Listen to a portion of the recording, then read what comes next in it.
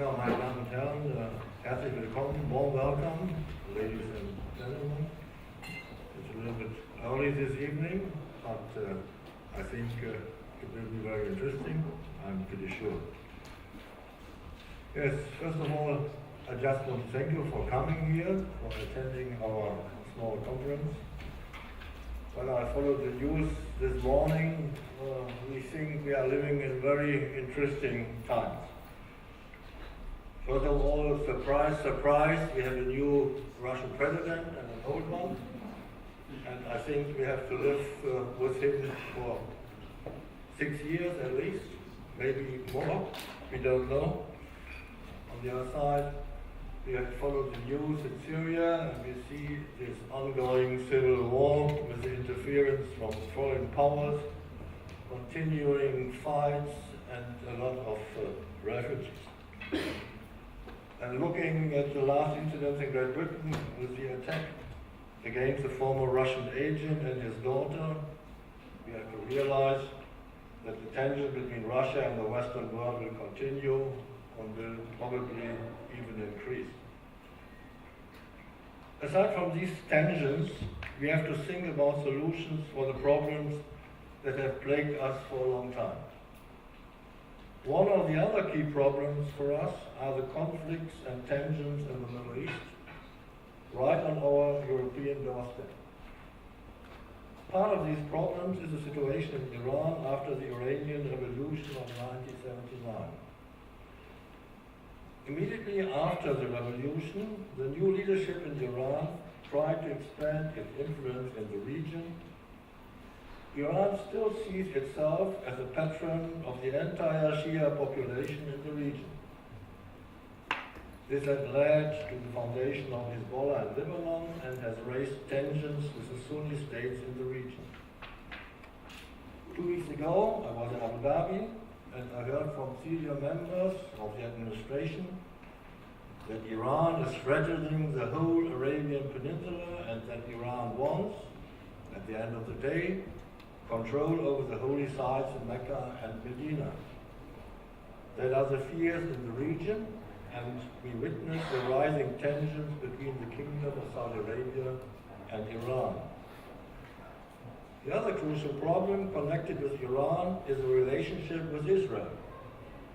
Iran denies Israel's right to exist and is supporting radical parties and movements hostile to Israel, as well as other groups and movements in the region, for example in Yemen and Syria. Israel, the US and the Sunni Arab states are therefore blaming Iran for sponsoring terrorism in the region. Iran, on the other hand, sees itself as a victim of Sunni-driven terrorism. Iran is constantly delivering weapons to Hezbollah and Hamas. Israel regards Iranian military support of the Assad regime in Syria as a threat to the security of the state.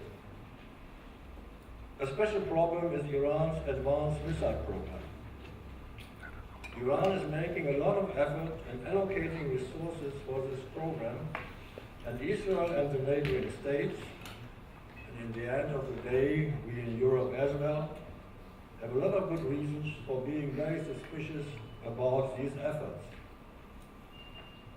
Ladies and gentlemen, during my time as head of the German Foreign Intelligence Service between 1998 and 2005, I have followed Iran's increasing efforts to enhance its nuclear capabilities.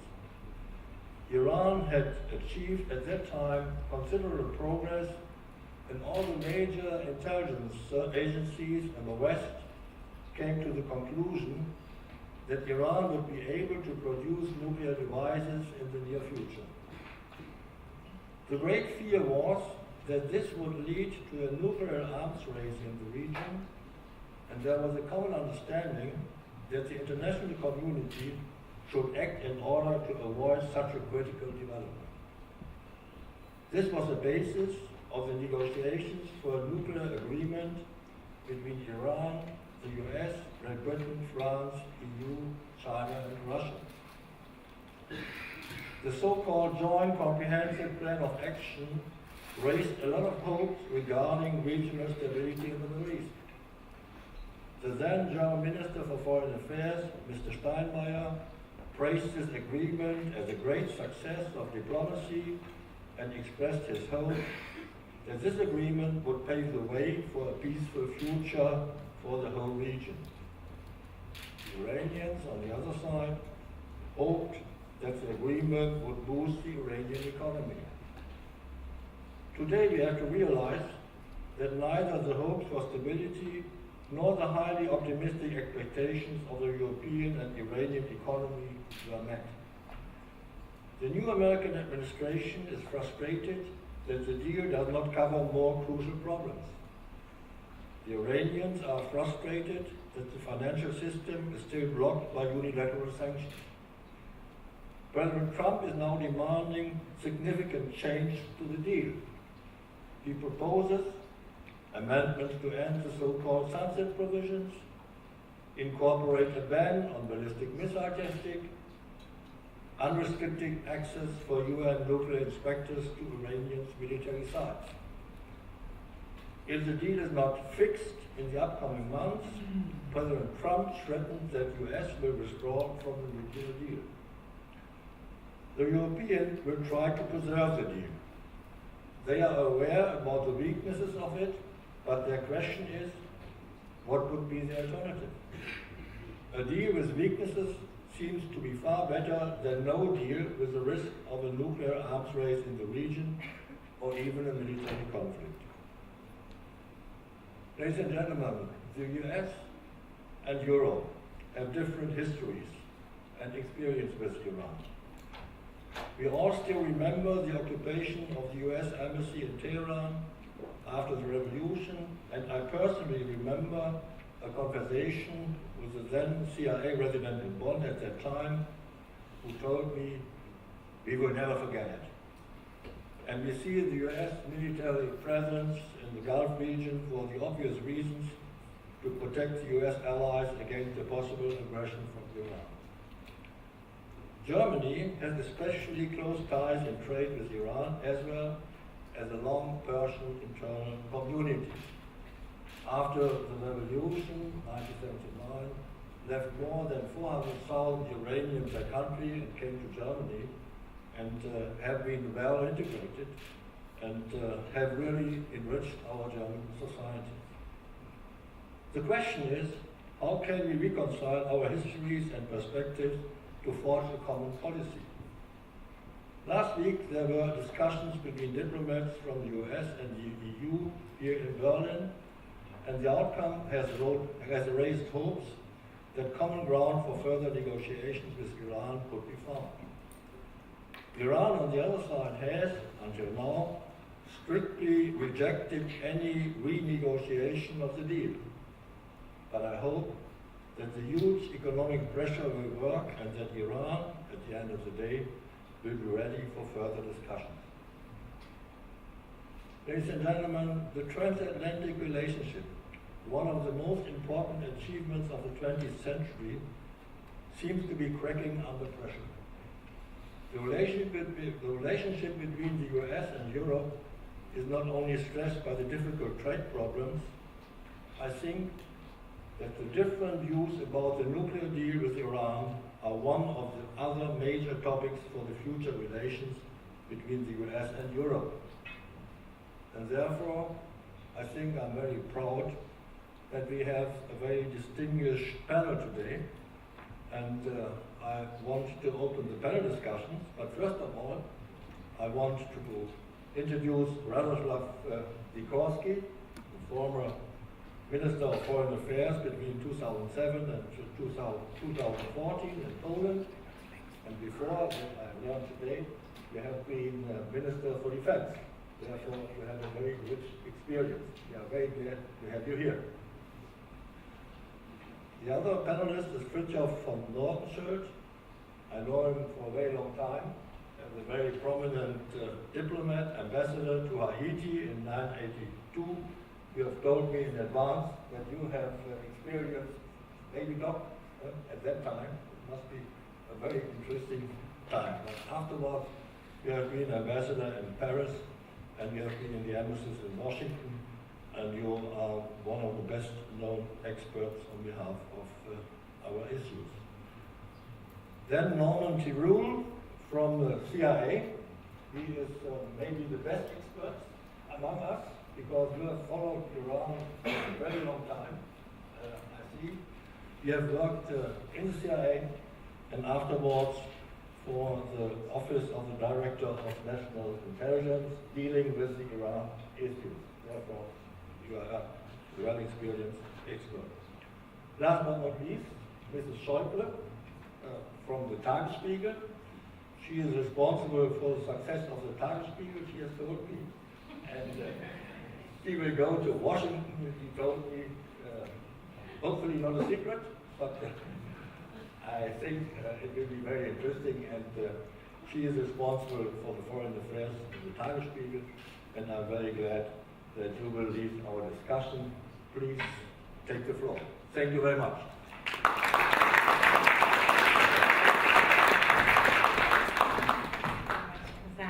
Thank you for the nice introduction. It's a secret, a little bit, so we don't talk about Washington, D.C. any further. I'm very happy to be here. We really live in interesting times, interesting, put it positively. We can see actual developments every day right now. The question of tonight is, does the nuclear deal stand a chance? And my question would be, does it deserve a chance to be saved, to be kept? I would just like to ask you very quickly to comment on this so we can start into this discussion. And for the further evening, we have like 1 hour discussion up here, and then we open up to the floor. So all of your questions you are probably willing to pose, we can go on later on. So I would ask Mr. Sikorski, does it deserve a chance? Well, first of all, thank you for the invitation, thank you for the introduction, and thank you for the for setting the issue, which I thought was apt. Iran is one of those issues which reminds me of an anecdote about a couple of tourists in Ireland who get lost and ask a local man, how do we get back from here to Dublin? And he says, ooh, if I wanted to go to Dublin, I wouldn't start from here. It's become very convoluted. I mean, we in the West did mishandle Iran. I mean, bringing down Mossadegh, who was something of a democratically nationalistic leader of Iran, because we wanted to preserve our oil assets in Iran, was not a good idea. Iran is a very sophisticated country. My mentor, Zbigniew Brzezinski, suddenly departed, who again should have been listened to when he wanted to back up the Shah against the revolution, told me that there are some countries that have a civilizational depth, that whether they are democrats or autocrats, you know that you're speaking to a representative of an ancient civilization. He says you get that with the Turks, you get that with the Russians, you get that with the Chinese, and you certainly get it with the Iranians. Thirdly, I would say we negotiated this deal. It doesn't cover all the issues that we have with Iran. And of course, it's not easy to negotiate with that country. I mean, they dispute whether it was they or the Indians, but one of them anyway, invented chess, right? So they are very good at this. And we are frustrated.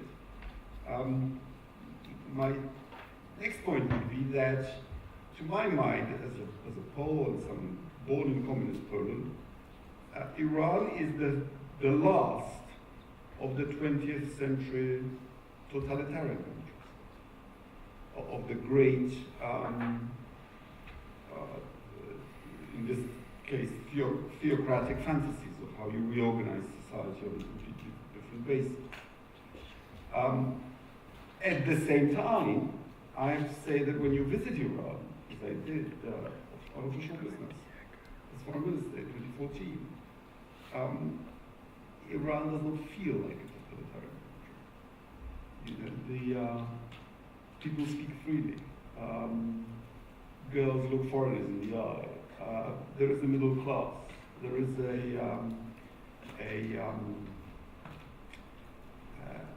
a sophistication in terms of structure of the society that you don't get in some other places. And then perhaps lastly, I would say that the religious factor should not be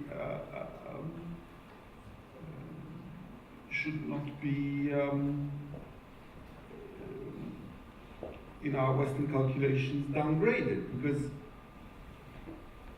my view is that whereas we had socialism in the East, today it's the West that is deeply Marxist, in the sense that we basically believe that economic base determines ideological superstructure, which was one of the laws of dialectics.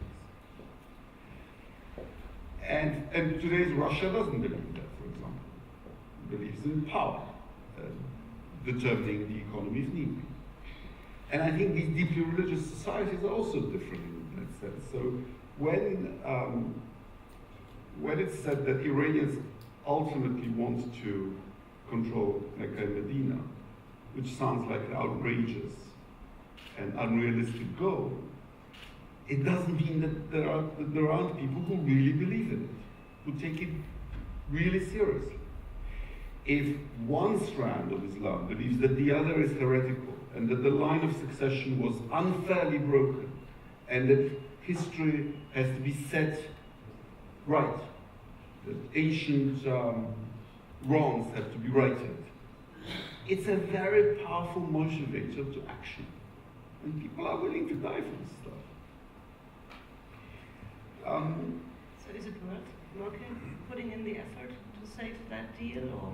Well, the deal, as has been said, deals with only one issue. When I was foreign minister, I was briefed by our Israeli friends at least once a year, and every year I was told Iran is 1 year away from getting a nuclear weapon. Well, that is certainly not the case today, because they've actually diluted their yellow paper.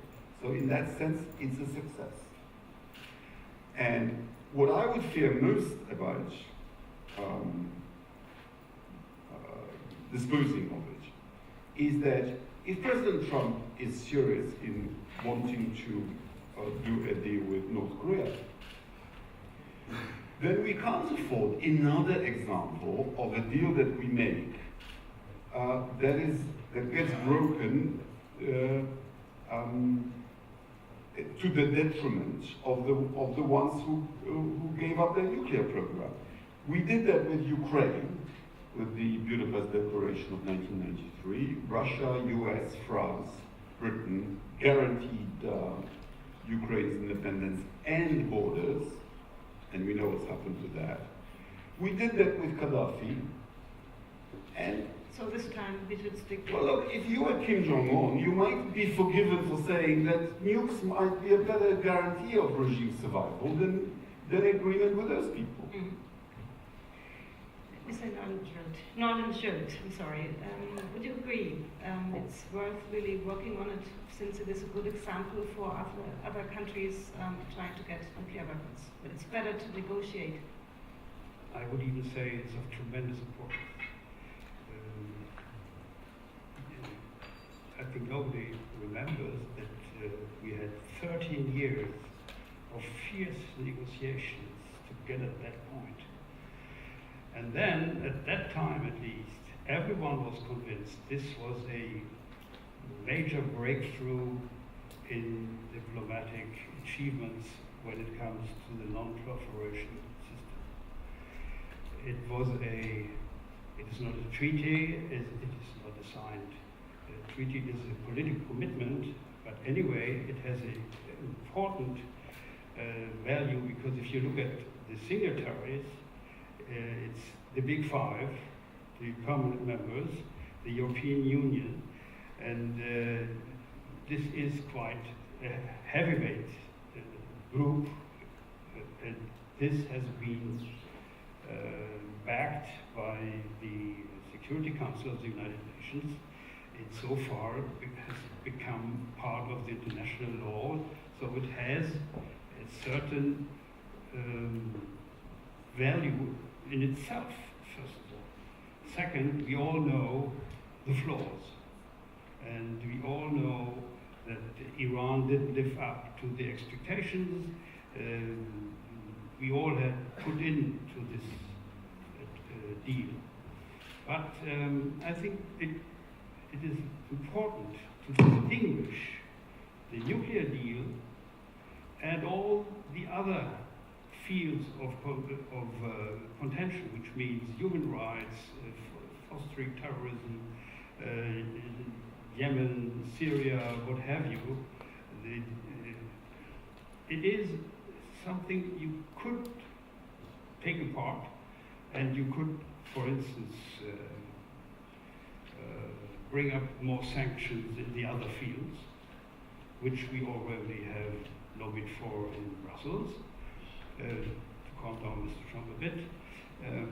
But the nuclear deal has such a value in itself that if we lose it, we will end up in the turmoil with incredible consequences. Because if the United States will back off, I'm afraid Iran will immediately take up their nuclear program again, which would have repercussions in Saudi Arabia, which will put us before a very, very dangerous new confrontation with Israel and, of course, with the United States.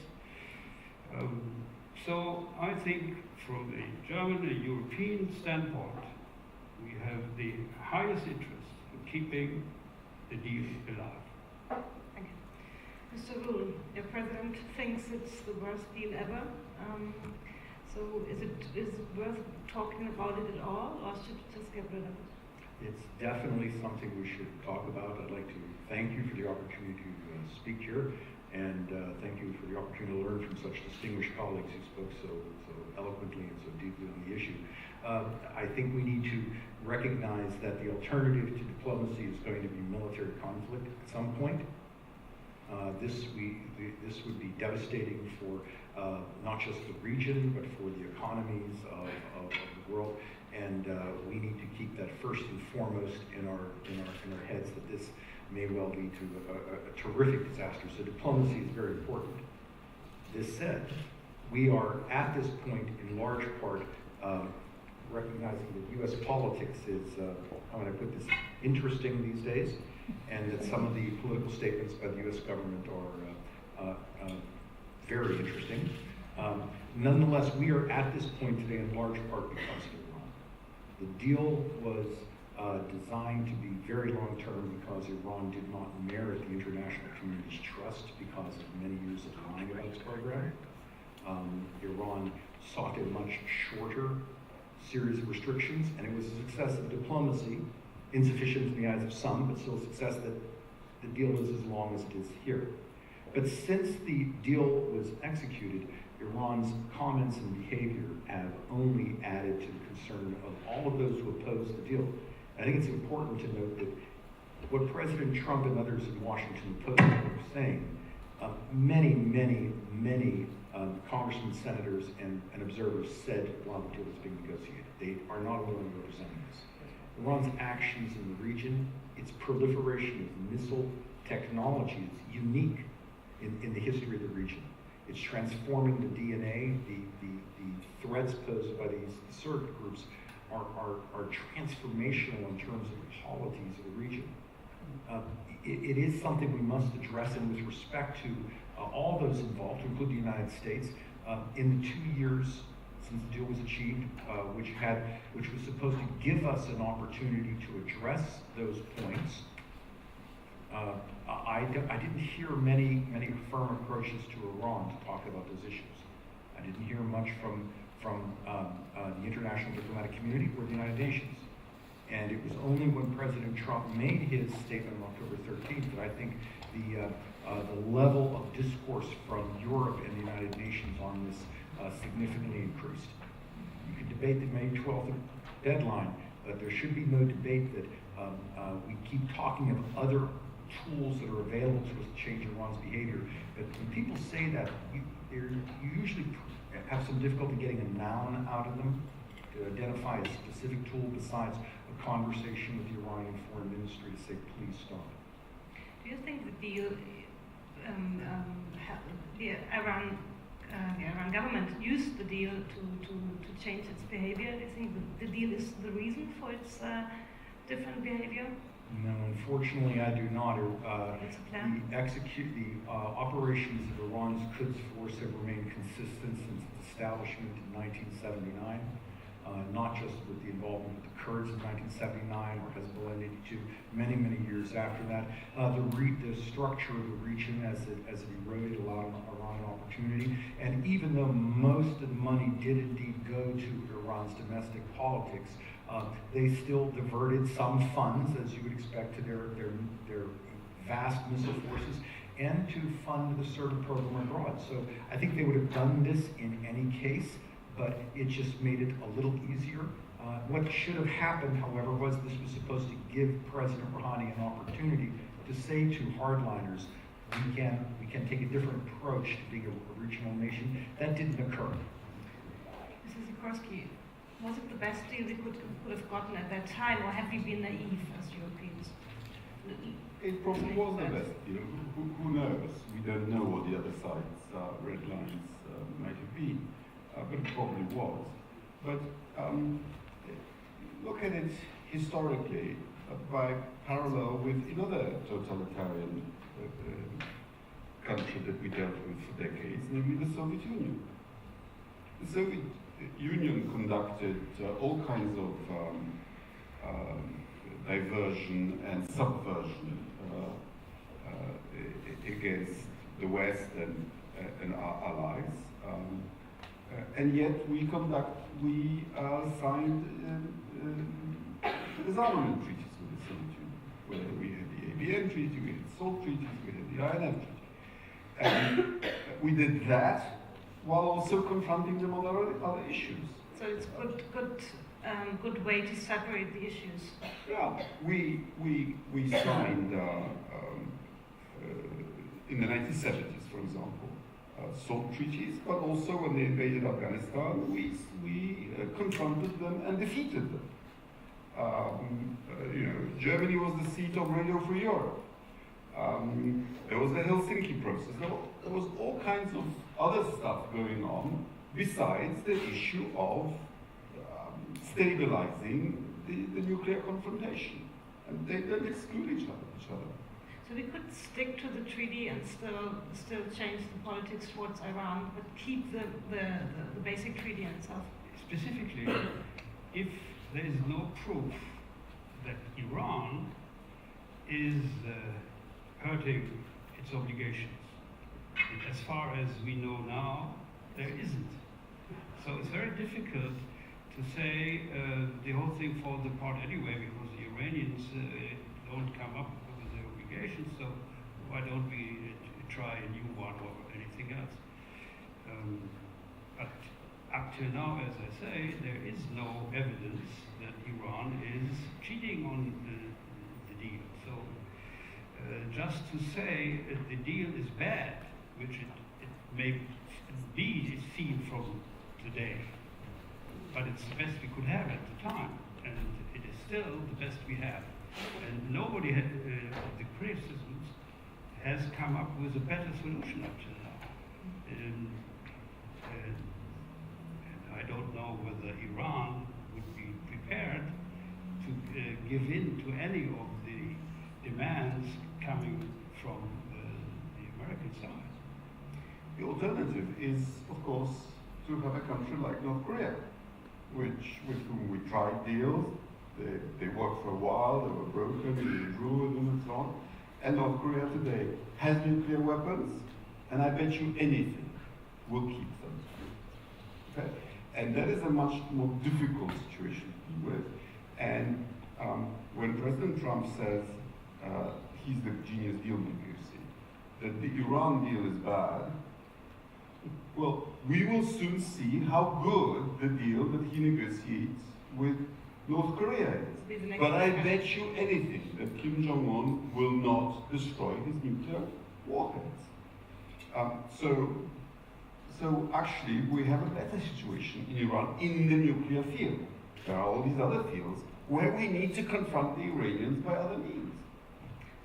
So this actually gets to the heart of the problem, because I think we're all in agreement and perhaps great disagreement here. We should separate nuclear activities from terrorism and regional work. Reasonable. We should confront Iran on its other issues. Reasonable, right? With what? Will Germany end its economics, trade relations with Iran? Will the EU turn off financial transactions with Iran and ban Iranian oil? Now, if the answer is you're not going to do that, then you're left with a heavy discussion with Iran's very, very ineffectual foreign minister. And there are reasons why time is not on our side. The nuclear deal has non-nuclear aspects to it. In October of 2020, as part of the deal, restrictions on Iran's conventional weapons will go away. Does anyone think the region will be safer if Iran is able to buy Sukhoi aircraft from the Russians and sell tanks to the Houthis or Hezbollah?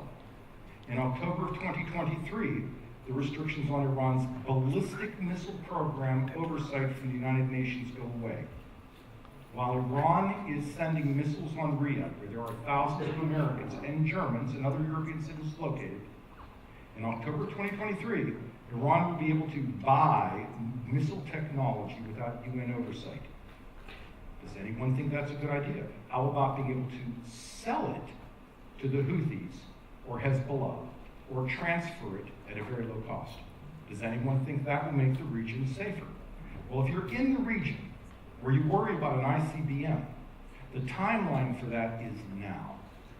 And some of the perspective of Washington, which I agree is interesting, as I would put it, remember I have to go back, is interesting. Nonetheless, there are some real imperatives that make this something that must be resolved now. And we need to move beyond. We will address this with other tools, we will address this with other means, and come up with a specifically what you will do to compel Iran to make these decisions. So you have no doubt that Iran would try to get nuclear weapons immediately if it could? Of course it won't. And it won't be able to do that immediately because the deal required that it dismantle so many of its centrifuges, get rid of so much of its enriched uranium, pour cement into the calandria of its IR-40, that for it to develop a nuclear weapon immediately, it would be required to do two things. First, remove the IAEA from its country, or secondly, massively introduce all of this equipment. So immediately we have a timeline of, as stated by Radek, about 1 year, more than 1 year.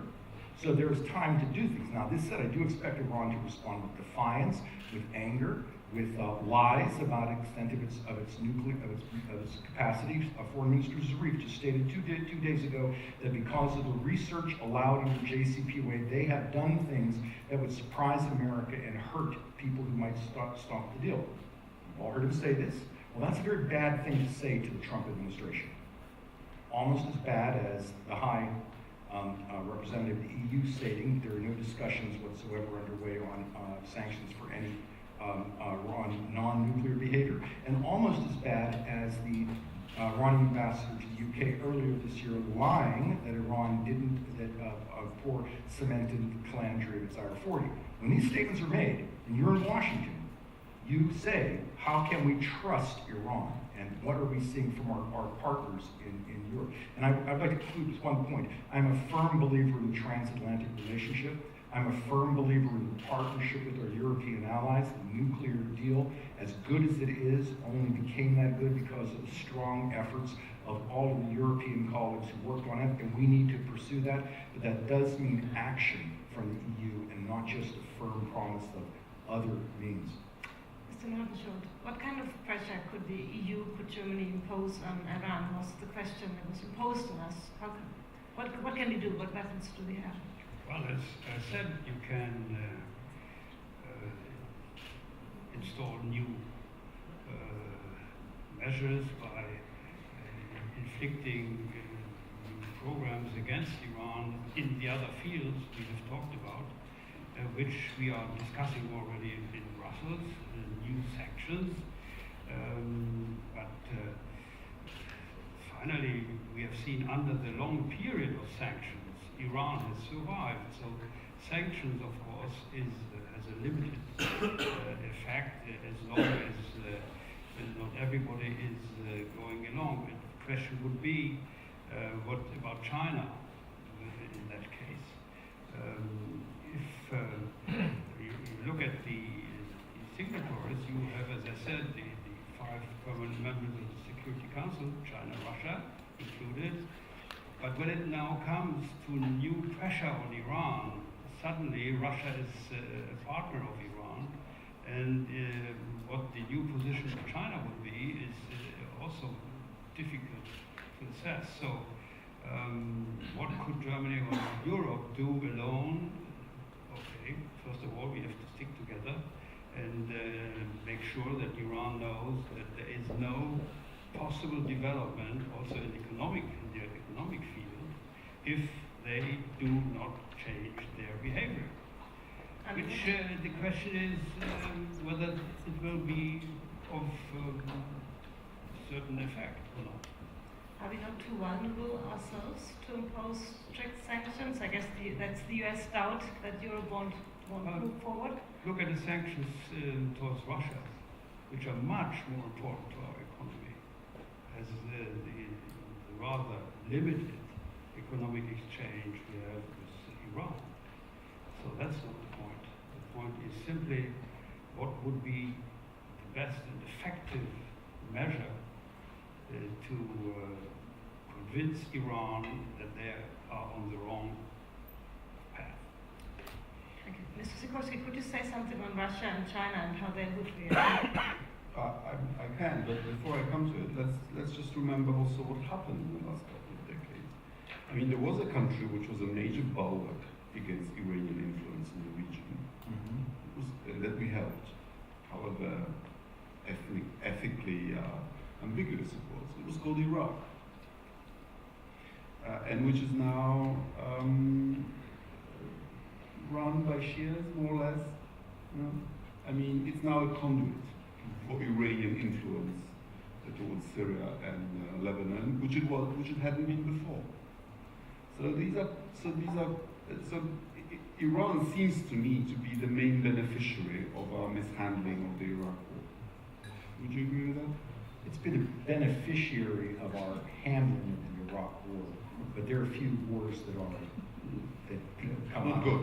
But on the other hand, Iran's aggressiveness on the ground is pushing the Sunnis and Israel together. It's creating its own counterweight. That is correct. And that might be a good idea. There might be larger benefits in that.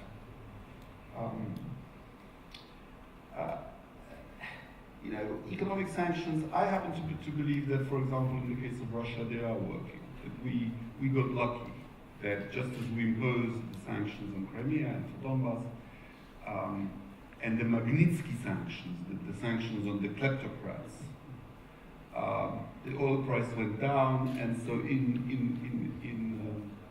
and together they have given President Putin food for thought, and perhaps have prevented them from going further. But there is another parallel with Russia and Iran. The only thing we can ever think of in dealing with these countries is playing defense, sanctions. But these are countries that exploit political and ethnic divisions on our side. Iran is doing it in its region, Russia is doing it all over Europe. When it comes to referenda, to independence, when it comes to supporting radicals in Greece, in Italy, all over Europe. Well, guess what? These are, both Iran and Russia are also multi-ethnic countries. I mean, Iran has a majority of Persians, but not a great majority. There are Baluch there are Azeris there are others. Russian Federation is a federation. I mean, who can play that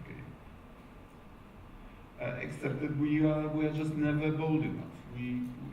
This is beyond our imagination. But it might be useful to threaten it, to make the other side realize that if you push us enough, there are other things that we could do. And I would certainly like to see more European activity on this. I mean, the person who did the most to bring this deal to signature, whatever you think of its merits, was actually EU's High Representative for Foreign and Security Policy, Cathy Ashton. It was she who, in her mild manner, opened up the dialogue with the Iranians and did the most to bring this thing about. And I just hope that her successor grasps this mantle, because this is an issue over which, as was said in the introduction, we could actually have a big falling out with the United States. And it's an issue that no single European country can handle successfully of its own, even though the British may imagine so. Could the EU handle it on its own law? No, but EU, empowered by its member states, is an interesting and, as we've seen, efficient partner on this issue. Even if the US would drop out? Well, then we are in very murky legal territory, aren't we? Because it's not a treaty, but on the other hand, it's a multinational agreement. Yes. So does the withdrawal of one signatory invalidate the agreement? Not necessarily. But would this then cause a lot of transatlantic friction? Yes, and we don't want that. So I think we've talked a lot about the role of the transatlantic relationship, and if there were one thing I would like out of the next few months, which will be very difficult to achieve, it is that we approach this as partners. Perhaps a victim of JCPOA is that Iran policy has become a partisan issue. Prior to JCPOA, in the United States, there was a common view on how to handle Iran. Under sanctions, Europeans and the United States had a common view on how to handle Iran, which developed over time with a tremendous amount of hard work by our diplomats. But the nature of Iran's behavior in the region and the view that people have on the proxies has now made that unity very difficult. The European Union has different views in the United States on Lebanese Hezbollah. We view the entire group as a terrorist organization, not its political wing versus its military wing. Well, and in discussing surrogate operations and proxy operations, as fun as those might be, those are difficult. I remind people that when you talk about the Saudi-Iranian rivalry, I ask people when folks say this, well, how many proxy groups, can you name a Saudi proxy group, or an Emirati proxy group, or a Bahraini proxy group? You can't. Can you name all of the Iranian proxy groups in one breath? You can't. And the Iranians are also very ecumenical. There are Sunnis with whom they work, the Taliban, Hamas, Palestine Islamic Jihad, as well as Shia. Where I do think there can be good progress to be made, and I thought the comments on Iraq were excellent. The Saudis are now engaged with Muqtada al-Sadr, and I think that demonstrates when there's a fair amount of criticism of the Saudis for their regional behavior. And I'm not sure there's anything in the region that we solve-based management. The Saudis have done something, I believe, bold and wise in their, at least, outreach to a major Shia leader, an opponent of Iran in Iraq. And that's a very bold move. But I would like to see a partnership approach to this that includes something beyond more negotiations. And when we talk about what will be required in terms of additional sanctions, and I don't know what's being discussed, but I do know what is required to move Iran. And you will have to do something that threatens regime stability, which is of great import at a time when the supreme leader is considering his mortality, in the wake of the January events, where no leader saw a friendly constituency in the country. So they need stability now. They would be concerned about significant pressure. They would not be concerned about sanctions against a company here and an individual there. So there's hope in Europe that the civil society develops under this treaty, and there will be change coming out of the civil society. You say stability is something very crucial to the regime. Could there be something happening from within the society? I'm sorry to dive in, but I would like to say that I think the difference is in Saudi Arabia, use that as an example. You have the 2030 plan. In Iran, you still have at their leadership the 1979 plan. And you don't see, you see a persistent young population, educated population in each area. You do not see the changes coming inside of Iran that you see, say, in Iran or Abu Dhabi, Emirates or Abu Dhabi or Kuwait or a variety of other, even Iraq.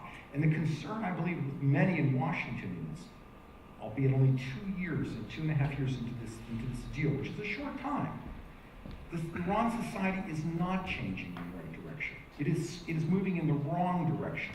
And can you trust people in moving in that wrong direction when you have the conventional weapons, the missile weapons, in 8 years many restrictions start to fade?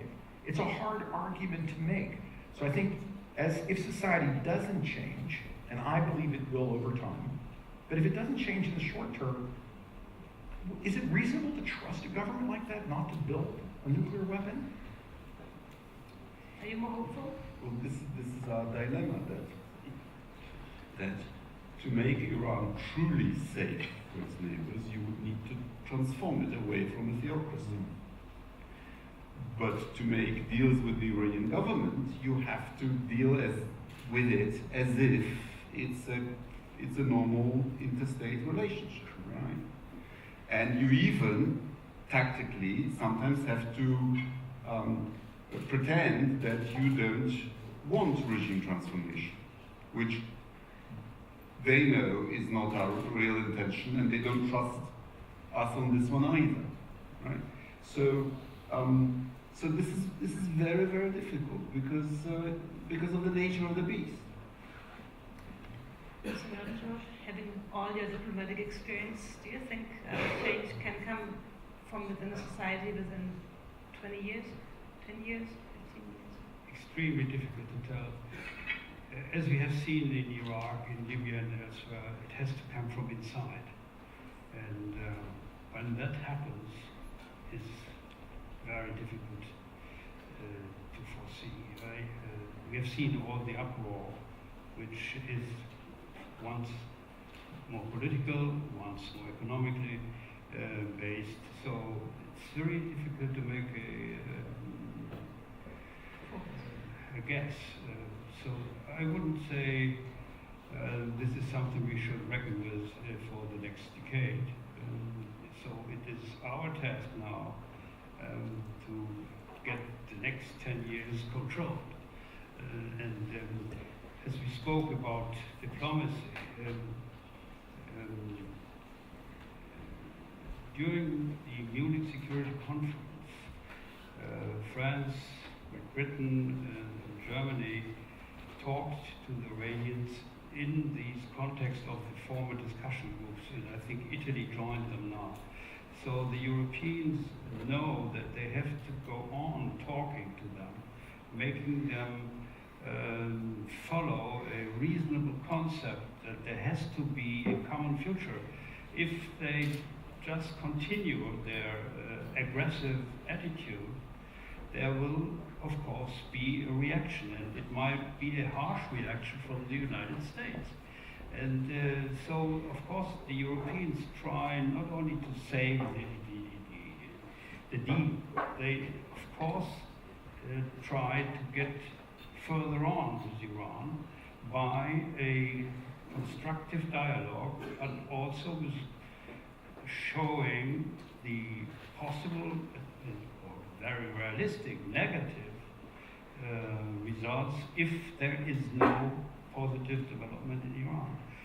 And I think if Europe is together in that, there is a rather important weight behind such a discussion, which take long because you have to build up confidence, and that takes a time. And we have had in Germany quite a pause, so all this has to get a little bit more steam now.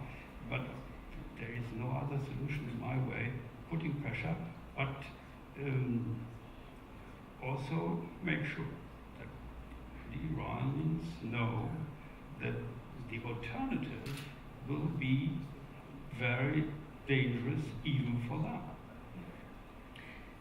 Can you tell us a little bit what we have to expect from our new government after 6 months of waiting? Everybody is very curious. Perhaps you know it better than many others. How will they change their way of dealing with conflict? I don't think so. Foreign policy has always been an issue in Germany which is followed by every government of any color, if you want. Continuation is the magic word. And I think this is very important also for our friends, neighbors, partners, and to know what the German position is will not change.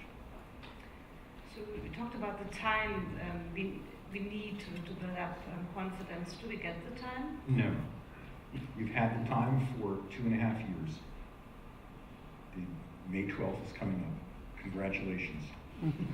Now this said, yes, we should have conversations with the Iranians. There are certain facts that exist.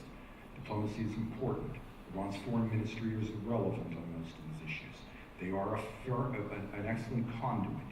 It's important that they understand our intent. It's important they understand what's going to happen. It's important that we do something besides saying, and you know, one day something is going to occur over several years of discussion. But in the discussion of whether Iran will change or not, we often have the concept of, for the famous line of Kissinger, is it a country or is it a cause? And I think what you've got is that it's a country internally, because the revolution is no longer something most people believe in. We saw that in January. But it's only a cause externally. You don't have people in Yemen or Syria or Lebanon saying, I want to be like Iran. You have them say, we believe in Velayat al-Faqih, or we believe in what the Quds Force is saying. And there might be the pressure point. There is only one country on earth with an organization like the Quds Force. There's only one country on earth that has been allowed to develop a creature which can create, sustain, manage, fund, armed, and partner with murderous militias. If anyone here believes Kataib Hezbollah will put down its weapons after the Iraqi election, raise your hand. If anyone believes Lebanese Hezbollah will disassociate itself from Iran during the upcoming Lebanese election, raise your hand. But the Quds Force remains the reason these organizations exist. And a positive step, I believe, by the international community would be to confront Iran with a simple statement of, you are entitled to choose your own government. And that indeed is U.S. policy. And frankly, I believe that. The Iranians are entitled to choose their own government. They're just not entitled to choose the government of anyone else. And that's what they're doing with the Quds Force. And the Quds Force itself, this may be a harsh way of putting it, but I don't have the elegant eloquence of my colleague, should be banned. It should be banned and it should be eradicated as a political force in the region. But if you don't do that, then those multiple surrogate groups will continue to multiply. And we'll have to sit here and say, we did tell the foreign ministry that one day, certain things might happen. But in the meantime, Yemen, Syria, Iraq, Lebanon, perhaps other locations, will be transformed politically. But if the certain thing that might happen means military action against Iran, then correct me if I'm wrong, one of the downsides of the nuclear deal is that it allowed the Russians to supply Iran with S-400 anti-aircraft systems. The deal didn't allow that, but it occurred in the wake of the deal. which means that, for example, Israel would find it very difficult to do such a strike on its own, because you would now need stealthy aircraft to take out Iranian anti-aircraft defenses in the first wave, which again limits our options. A system such as that being introduced into Iran would complicate a military action for whoever is undertaking that action would be undertaking an action in a way that would be sufficiently complex and focused to take that into consideration. It makes it much more risky. Complicates it, yes. So we all want to know what we talk about. What happens if the US would withdraw from the deal? You know, in the intelligence community, the worst answer, and sometimes the most common answer you receive from analysts is, it depends. So give it to me. In this case, I can firmly tell you, however, it depends. Because it depends upon other events that are going on at the scene. Were I the Iranians, I would try to play the victim, I would try to wedge this issue between the United States. I would be blustery, I would lie about my program as they routinely do, I would pull out some equipment, et cetera, but for the countries in the region who feel the extent of Iranian activity, and again, Saudi Arabia has endured dozens of missile strikes from Yemen. And you can have views about the Yemen conflict, but Iran has no place in Yemen. So the nature of that discussion would also shape, I think, how the world responds. What if Iran were to leave Yemen for some reason by May? That would shape what happens as well. And by the way, I would point out that Iran's presence in Yemen is the first time it has been in that country since the 7th century. So they have no interest in that country per se. So I think there's a lot of what happens in a conflict, what happens in a war, how the Europeans respond, and I'm sure there are bold steps being planned and taken too. It was ironic.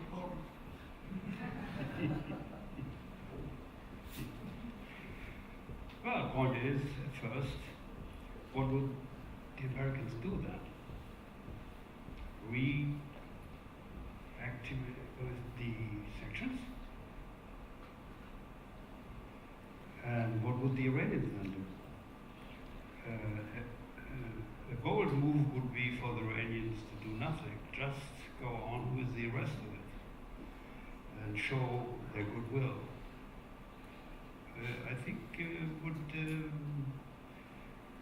make it quite difficult for the Europeans to go along with the United States and reinstall the sanctions. But if I may ask, is that the case if the sanctions are non-nuclear? Because the United States is not saying that the deal requires nuclear, I don't speak for the Trump administration like they're an official, but the United States is not saying reinstitute nuclear sanctions because what's happening in the nuclear program today. What the United States says is there are flaws in the deals that make the sunset years very, very difficult given Iran's other behavior. And the only way to constrain that other behavior, to compel Iran to change it, will require sanctions. So I think that becomes the issue. Will Europe ever be in a position where it feels it's ready to compel Iran for its non-nuclear behavior?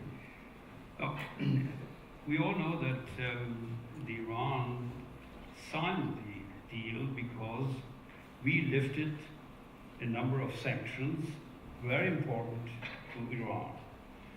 And so there are sanctions linked to the deal. And if these sanctions would be reimposed, of course, it would change the situation completely, because then all our activities, no Airbuses, no Boeings, no nothing would happen anymore. They're not happening anyway because Iran can't marshal the financing because of exclusion from the international financial system. Well, Boeing has delivered, Airbus has delivered, well, not at the big numbers they expected, but 100 Airbuses and 80 Boeings, I think. No, they've signed contracts, Yes. but I don't think they've delivered anything. I think they delivered at least one. Boeing or Airbus?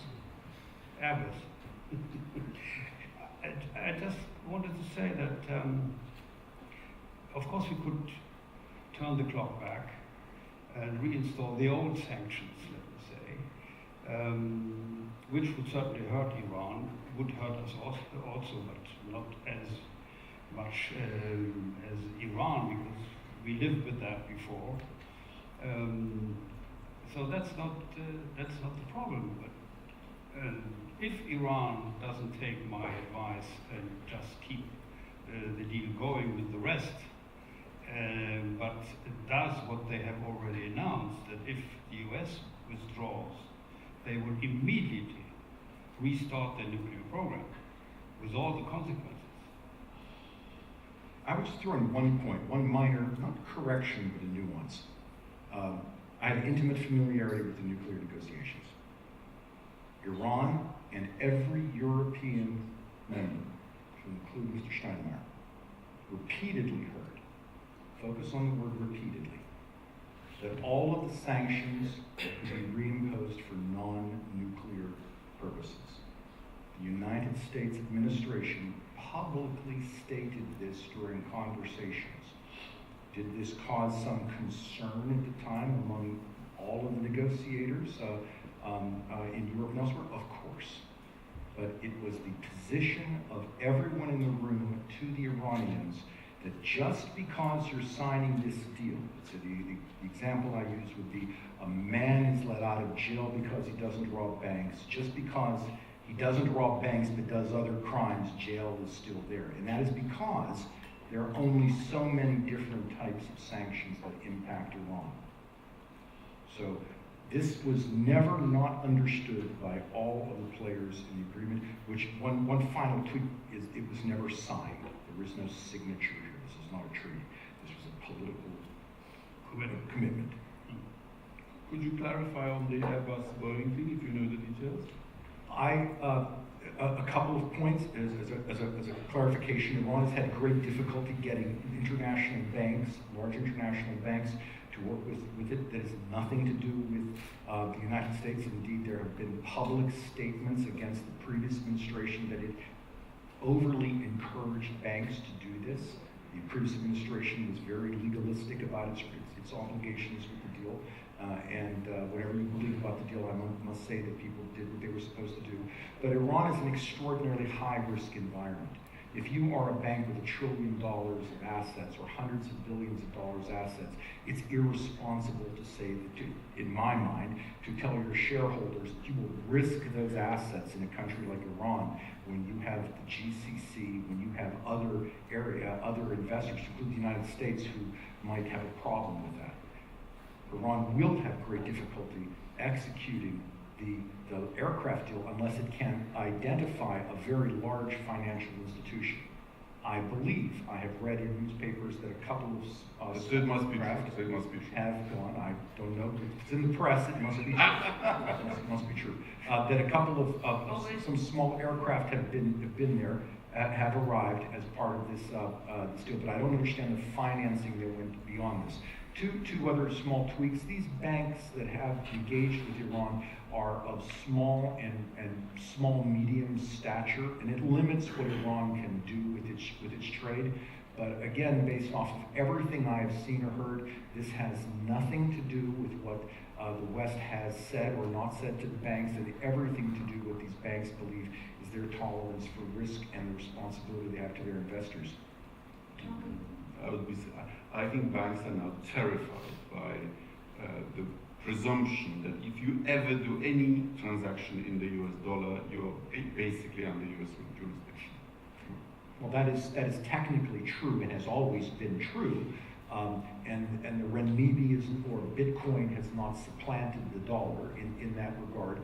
And certainly the political environment at present, I mean the diplomatic political environment, would indicate that it's not the best of time to tout your investments in Iran. But nonetheless, Iran's activities in firing missiles or enabling the Houthis to fire missiles on Riyadh makes it an awkward time also when the Saudis are engaged in this vast multi-billion development program, which will have tremendous opportunities for banks to say, I'm going to risk that so that I can involve myself in the modest Iranian market.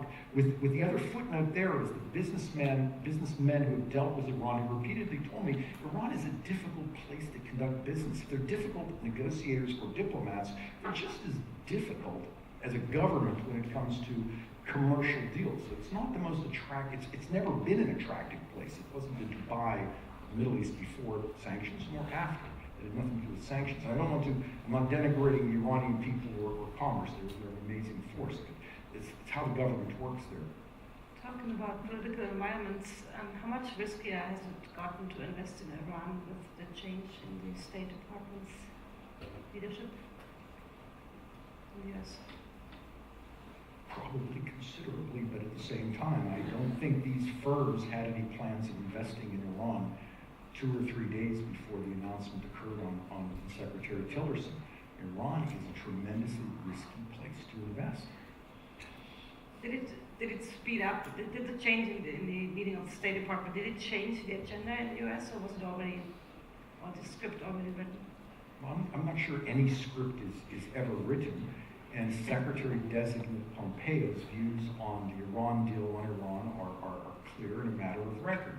At the same time, fundamentally, there is not a significant change. People are saying we want to work with our good European partners to identify ways to improve the deal, which because of Iran's poor behavior means we can't trust the sunset clauses, and we're concerned about conventional weapons and missiles, and we must do something to compel them to cease their malign regional adventurism, and they do not need a terrifically large domestic missile force. So that was Secretary Tillerson's platform. Secretary Pompeo will, not to speak for the good Secretary-designate, but I believe he will come in with a similar platform as well. Just on business, if I were contemplating doing business in Iran, I would be concerned whether, as a foreigner and a non-Muslim, I can get a judgment in a Sharia court against an Iranian entity if there is a dispute over a contract, which happens. And so, you risk your reputation, but you also risk your investment when property laws are not clear, and when the justice system is ideological. I'm sorry, there's one more thing I'd like to interject, and that is it's also a danger for your staff. We have at present an unprecedented number of Westerners who are detained in Iran under the most specious of charges. We have an absence of Iranian cooperation with Robert Levinson, but also they have detained a Princeton graduate student.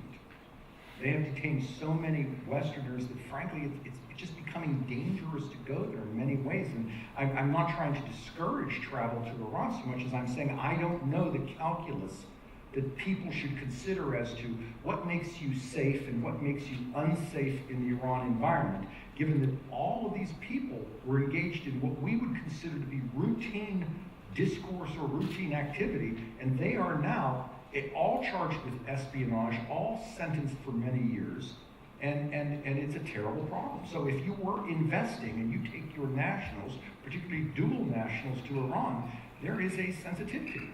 Also, Iran's profligacy with imposing the death penalty. I believe it's one of the countries in the world that passes and actually carries out the greatest number of. It is, but in fairness, after the United States, I'm sure. But in fairness, much of that is due to narcotics penalties, and the Rouhani administration has worked with its parliament to reduce that penalty, and its numbers should fall. But that is correct. Iran has that as a very high. When I had my press conference with Zarif in Tehran, we spoke about various issues, and having been briefed by Cathy Ashton and asked to deliver the message, I said publicly that, look, the UN has suggested we tell you, you should reduce the number of offenses for which you impose a death penalty. And guess what? This was supposedly a live press conference of 2 ministers. They had some kind of system of delaying the broadcast. They managed to censor that part. Fortunately, I had Polish media in the room who made the recording, and we put it on YouTube, and it was very it got great currency inside Iran and among the diaspora. But it's obviously a sensitive issue. We have learned that action is needed, a bold action of the European Union, and I would like to pose my last question and then open up to the floor on how optimistic you are, especially after this talk, that we will go together, moving forward, working together over the Atlantic, and not risking a big problem. In the diplomatic business, you have to, first of all, have patience. And when we see here that, what is the deadline now? End of May. Mid-May. Or mid-May, we should come up with a European response, whether we agree that we change all these sunset clauses and whatever. It took us 30 years to discuss this deal with the Iranians and come to a flawed but remarkable success. So how do you think we could do in a few months a similar thing, convince the Iranians it's good in their interest that we should renegotiate something they are not very enthusiastic about on their side as well, because they think there should have been many more restrictions lifted and many more sanctions lifted in the context of the Absolutely. These are very wise comments. And I would just ask one question, because patience in diplomacy is important. Tonight, a missile enabled by Iran is fired by the Houthis and hits the palace of the King of Saudi Arabia. You're now the King of Saudi Arabia, okay? Now, I will first begin with the EU comment. It took us 30 years to get here, and we would like to suggest patience. Now, I'm not being facetious. They've had dozens fired, and one came to Riyadh Airport. We are all faced with a situation of Iran's creation, where if tomorrow an activity occurs by an Iranian surrogate, the Middle East is jerked to the left or the right, and national leaders will be compelled to respond with very dramatic responses that would take us perhaps into terrible areas. I'm in full agreement. I just think, again, as I said earlier, the Iranians are the reason we have reached this position. If the Iranians will step back and allow the EU diplomats to do their job, this would be wonderful. I'm just concerned that at any moment, you're the King of Saudi Arabia, what do you do? That's not a good example. So the people who are at Riyadh Airport, and I was there that week, when that missile was aimed at Riyadh Airport, were wondering exactly that. What if it had struck? Well, then we have a different ballgame. That's not what I mean here. We are talking about whether we can save the deal or whether we can find a way to make it better. And then we have to try hard and stubbornly to discuss it with the other side. It doesn't make a lot of sense that both sides of the Atlantic think it might be a good idea to alter all these parts which we think are not very convincing anymore. We have to convince the other side also. And this is nothing you can do in a few weeks. So the deadline Oh, it's undoable in weeks, but it's particularly undoable because we say the EU, but actually we have not allowed the EU to handle this issue. It's being handled. We signed the Lisbon Treaty, which created the post of the European Foreign Minister, and then we don't allow her to do her job. When you have a foreign minister, you should, as member states, we should have inputs into the united EU position, and then allow our High Representative to carry it out. unity of command is the first precondition for success.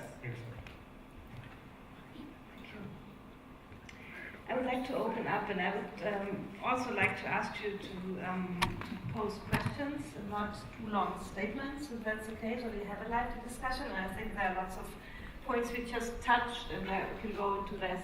And I would like to collect 2 or 3 questions. It depends on how long you pose the questions, and go on. And can you perhaps say who you are?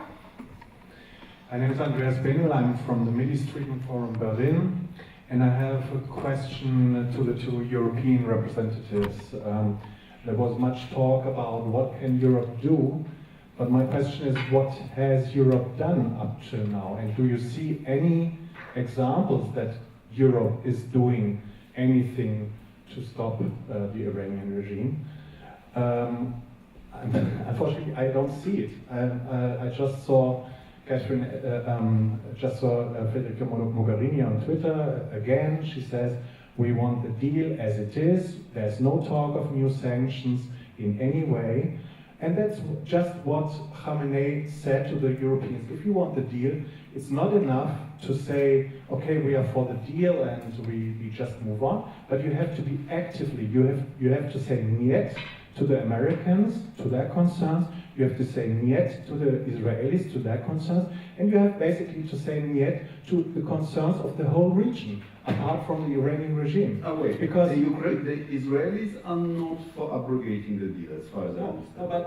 Am I right? Sorry, but I'm not talking about if you abrogate the deal or not, but I'm just talking about the talk of the Europeans saying, yeah, let's keep the deal, but we'll do something else, because we also understand the concerns of the people from the region, from the Middle East, of the Israelis, of the Americans, and we want to change something because it hasn't worked out as we thought. So I would like to say, is there any example that the Europeans are changing, that they are trying to impose sanctions, let's say sanctions outside the deal, just to perhaps to keep the deal? But is there any initiative, or is it only talk and doing, sorry to say, the bidding of the Iranian regime, which says, no, you have it's like it is, and no changes? Okay, thank you. So should we collect 1 more question, or do you want to answer immediately? Oops. We should collect 1 more? Yeah? Who else? Here in the middle?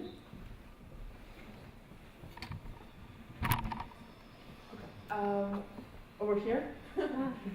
My name is Polina Grive. I'm an Israeli journalist based here in Berlin.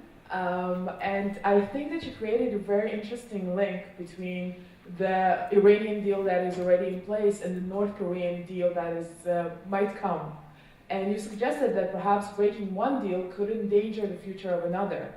I wonder, does this mean that the United States or even Europe will have to at some point choose between the safety of Israel and that region and the safety of Guam, South Korea, and Japan? Is this the choice? No, I don't think so. Not at all. I think we can now move on to Korea, but I think let me start at the beginning. Poland is on the Neutral State Supervisory Commission of the Armistice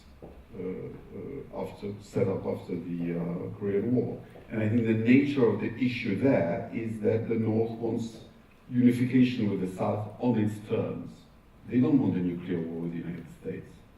The nuclear arsenal is just a chit that they want, A, for regime survival, and B, to have something to trade with the United States in exchange for unification. And therefore, it's, in that sense, it's sui generis. No, but look, I don't think there will be a deal over North Korea, because I don't. The sides are so far apart. I mean, you know, President Trump, this wasn't noticed entirely, said that in one of the famous tweets that he will prevent North Korea from gaining even the capacity to strike the United States. Well, guess what? The North Koreans are very, very close, both in its the reach of its missiles, and then they still don't have the re-entry vehicles, okay, but it's very close. And I just don't believe that President Trump will be able to convince Kim Jong-un to denuclearize. Therefore, don't worry, there won't be a deal in Korea. And Israel's relationship with the United States is so strong and so profound that, of course, Israel's security interests are a high priority for the United States. I personally believe that the best policy is to enable our friends to do what they want to do anyway. I mean, look. Whom do you mean by this? I mean, we strengthened Iran by weakening Iraq, by removing Ba'athist secular dictatorship in Iraq. Horrific. Horrific secular relations. No more horrific than North Korea, but horrific. But it's certainly comparable to Syria. But another secular Ba'athist dictatorship that we've done much to weaken, and which is now in close collaboration with a Shia dictatorship, also a horrific one. So the record of our policy, particularly when we are bold, is not particularly good. You know, we Europeans were bold in Libya. My friend, the German foreign minister at the time, Guido Westerwelle, and I were skeptical at the Foreign Affairs Council. We asked very bluntly, the British and the French, do you know what you're doing? They were very sure of themselves. Guido instructed the German ambassador to the UN to abstain in the resolution that was used as a pretext. And the Russians, as you know, feel hoodwinked on this one, to initiate the strikes. He got into terrible trouble here in Germany. And I feel that he and I and Carl Bildt were vindicated. The French and the British did not know what they were doing, and what we have now in Libya is worse than the nasty dictatorship of Colonel Gaddafi. Would you like to answer on the question, what has Europe done? What has Europe done? Europe does all the time, if you want. Any politician going to Tehran is telling the Iranians that this is not the way to construct a reasonable future for them and for the region and for us. So, as I said before, the group, the European group, French, British, German, European Commission, had a special talk around the Munich Security Conference with the Iranians. This sort of talks are going on all the time. So only because not everything is in the newspapers doesn't mean Europe does nothing. This is not the way, I'm afraid to say so, but that's it. And it has to be that way, because otherwise, if everything is discussed in the marketplace, it would be very difficult to come to results, because everyone is fearing that he would lose his face and on, and makes things much more difficult. So there is a lot done because Europe is a neighboring region to the Near East. It's in our basic interest to bring that area under its control and stability. And of course, we all have our responsibilities towards Israel. So there is, of course, in everybody's mind that we have to take into consideration whatever we do, what may be the consequences for Israel and for the region. So I think the situation is extremely complex, and we have a very heated situation which may blow apart by any misstep. And so this is when diplomacy comes into the play. I'm afraid to say so, but that's it. I'd like to come back to the question from the Israeli participant, because I think the premise of your question that somehow anybody is trying to trade off Israel's security for something else is just unfair. It really is in this case. I said in my introduction that when I was minister, I was briefed by very sophisticated, knowledgeable Israeli officials that Iran was 1 year away from the bomb. Well, Iran is now, if the deal sticks, at least 10 years away from the bomb. That's all it is. You've got yourself a decade. It hasn't transformed the region, it hasn't transformed Iran. Iran does all these other things that it has been doing and does and will continue to do, but you got yourself 10 years. And who knows what might happen in those 10 years. In that sense, it's good for Israel. Next questions? Hi, I'm Shalal with Reuters. I wanted to ask you a couple of questions. To what extent does the kind of heightening and accelerating crisis between Britain and Russia, and if you will, the West and Russia, play into what will happen now with Iran?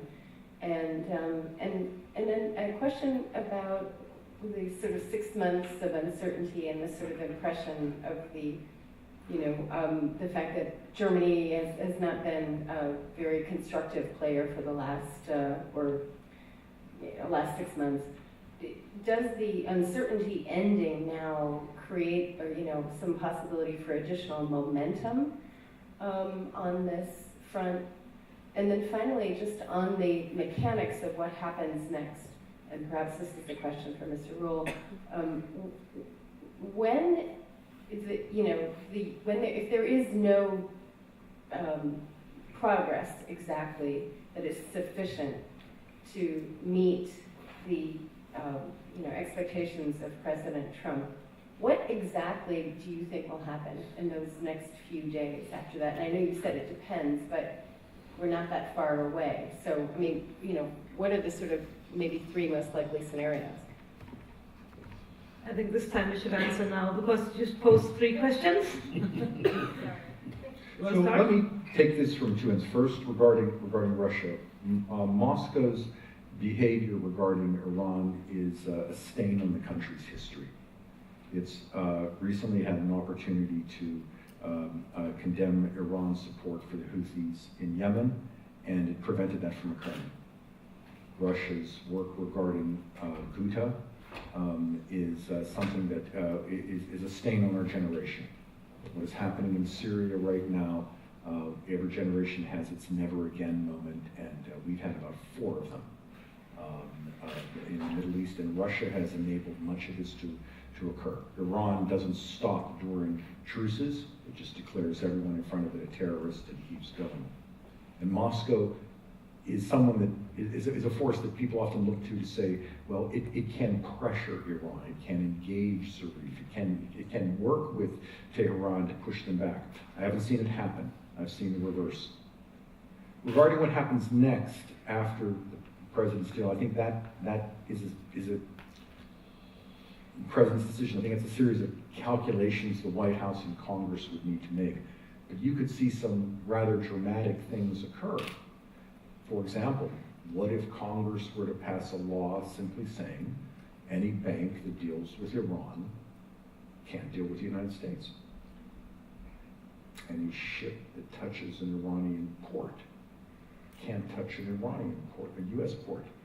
And then the GCC or the other OPEC states were sympathetic, say, oh, we'd like to sign up for that one.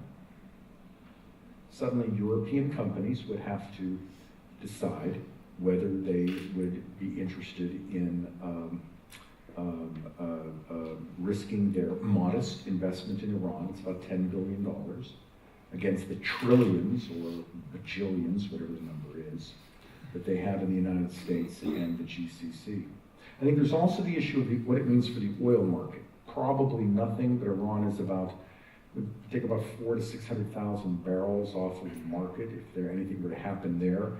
And you've got issues with what is going on in Libya and Iraq in terms of how the oil markets there are changing. So what would happen in terms of Iran's oil industry, I think, again, is complicated. I apologize if it sounds as if I'm waffling on the question, but I think there's so many different variables that it's difficult to give a precise response.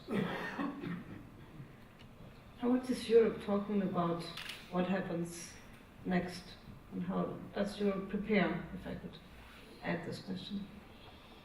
Well, what happens next? If things happen, like you said... Which is dramatic and a worst case scenario. Well, that would evidently put the transatlantic relationship under enormous strain. And... so we risk a trade war? Yeah. No, you know, Europe is about 500,000 inhabitants, is a bigger market than the United States. And the United States and Europe are interlinked economically, financially, in a way which is absolutely unique. If someone lays the axe on that system, this may come out pretty costly for both sides, no question. And we will have, in any case, then to talk very seriously about the possible outcomes. But we've had these kinds of crises before. Do you remember in the 1980s when Germany decided to collaborate with then the Soviet Union to build the Siberian gas pipeline? And there were American sanctions on German and other European companies, and we've lived through that. On the question of the link with Brexit, I don't think there is any. The Russia.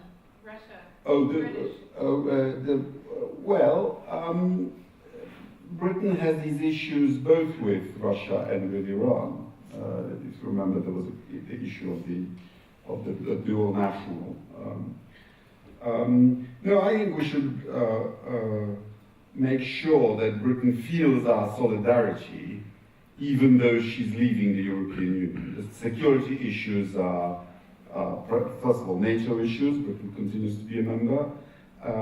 And secondly, we should embrace Britain as regards the security dimension. Did I understand you correctly that you raised the question whether there was a 6 months German slow go? I've not said that, by the way. I don't mean that. In fact, I say something a little broader, which is, I just asked the question, since the July agreement, what has Europe done, or the United States, or the United Nations, or Asia, just fill in your own geography, to press Iran on its malign adventures in the missile program. But I've not singled Germany out, and I would like to add a footnote that Foreign Minister Steinmeier, German diplomats, to include Helga Schmidt, were extraordinary in the JCPOA negotiations and could not be better partners. Well, to come back to that point, we had an acting government, and all the major issues were followed on as usual. Of course, now with the new government, things will certainly take up speed, no question. New personnel always means new dynamics, and so everybody hopes, of course, that this will have an impact, sure. A diplomatic answer? You go on? It really is very good.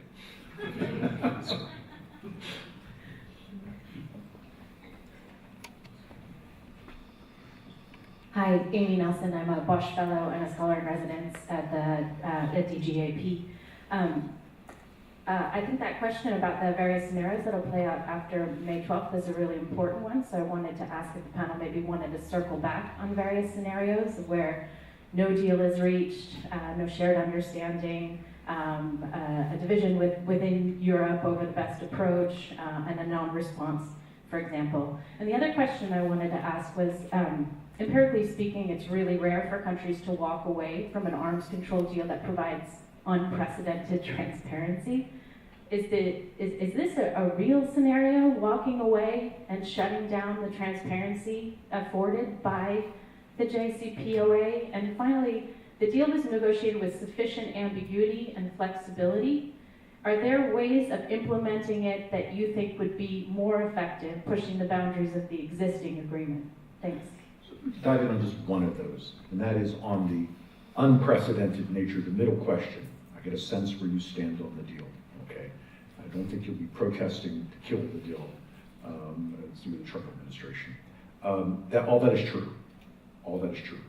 It is unprecedented access on Iran's mines, milling systems, conversion centers, its centrifuge facilities, et cetera, et cetera. It's an important thing. It's important that the Iranians gave this, and because the Iranians gave this, they received so much in return. But it does have finite ends to it. And for those of us who live in the comfort of this glorious city, even for visitors, it's a very different paradigm than for those who live so close to Iran in the region, where these timelines appear very short. And in a matter of 8 years, some of this access and some of the requirements of the Iranians will begin to go away. They'll be able to develop more advanced centrifuges. They'll be able to do more research. This has a palpable meaning to people in the region that candidly I see as sometimes not present at the further you go away. So I think it's just important to recognize important access.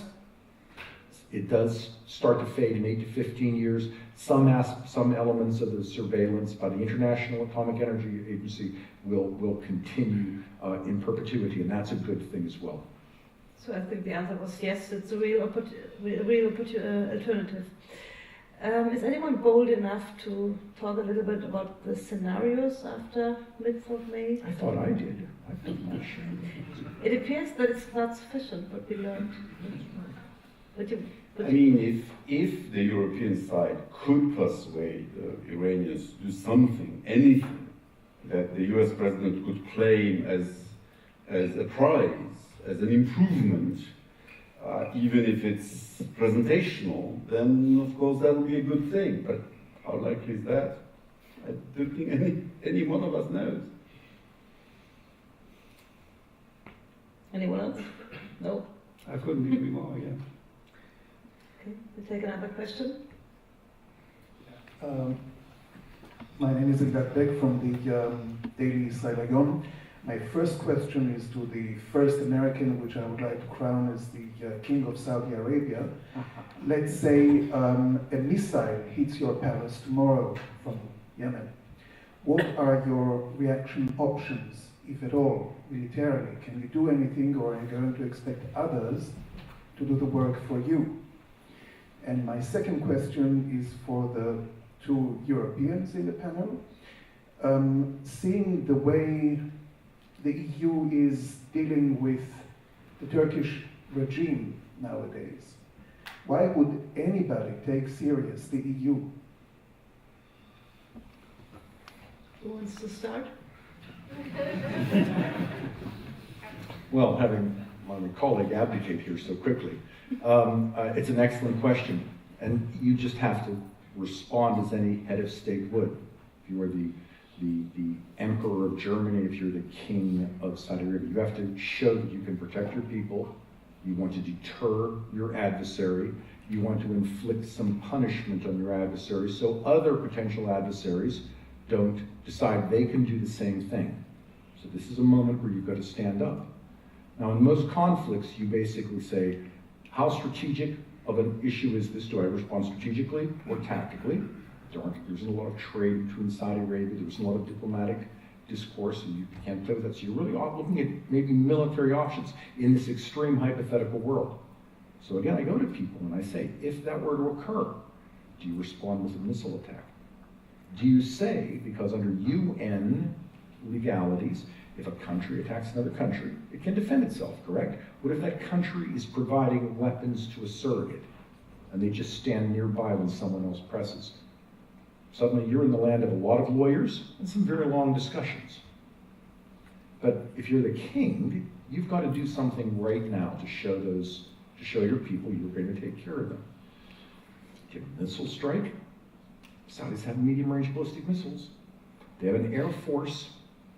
Do you conduct an air force attack? Land war is difficult, Navy is difficult.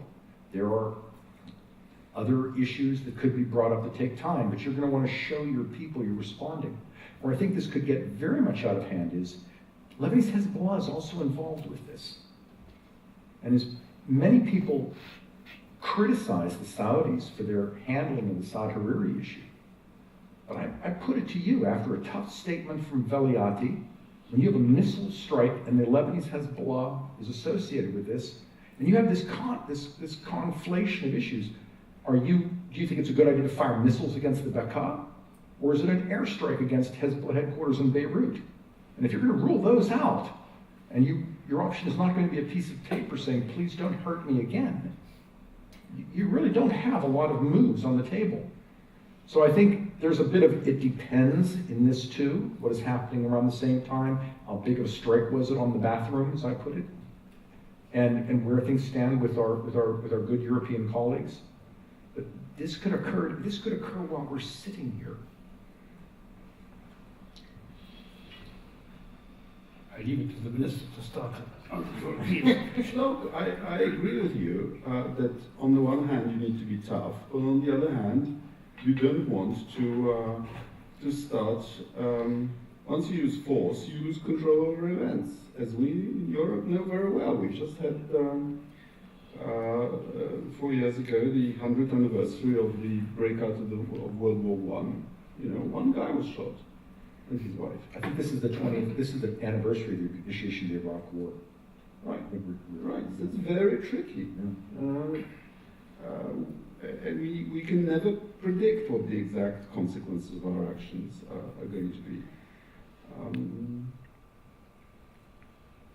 And this is a region with huge vulnerabilities. I mean, you know, what if the Iranians strike back at Saudi oil fields in the eastern province? Absolutely, no question. And I think all of this would be thought about by any leadership in the region. And again, there have been missile threats against the Emiratis, against their nuclear facility. I mean, but these are consequences that I think are impossible to predict. This isn't what we would call an intelligence question in my former career. This is what we call a mystery. And the subject for novels of fiction. But his comments are exactly where they belong. There will be a day after. Secondary consequences and the authenticity of the guns of March. You know, it is something we should keep in mind. What do you think of the theory that Saudi bankrolled some of Pakistan's nuclear program and therefore owns some of Pakistan's warheads? I've never heard, based on open information, I have never heard anything that would support that. Good. But there has been Saudi aid to Pakistan, some Saudi to the right country, but on that issue, nothing whatsoever. We still have the Turkey question and the amount of the damage the European answer to the Turkish way of acting. Yeah, I mean, it's great to accuse the European Union of being weak. I mean, look, as you heard before, I'm the first to do so. But what do you do with a country that's formerly an ally, that has been for 50 years a candidate member, but that at the same time is now pretty much an authoritarian state with, is it the largest number of journalists in jail in the world? Anyway, in that league. And on which we depend to stop the massive flow of refugees into Europe. Look, I would like the European Union to have a defense policy worthy of its name, to have a fleet capable of, and with the guts to actually physically control the Mediterranean, our external border, so that we don't have to rely either on Gaddafi earlier or now on Erdogan, but we don't. And we are forced into these unpleasant deals, just like the United States. You know, you still have your base in Turkey, but when you ask for the passage of your troops to northern Iraq, Turkey, you were told no. Those are realities that I'm afraid you have to deal with. You want to add something? No. Let's say last two questions.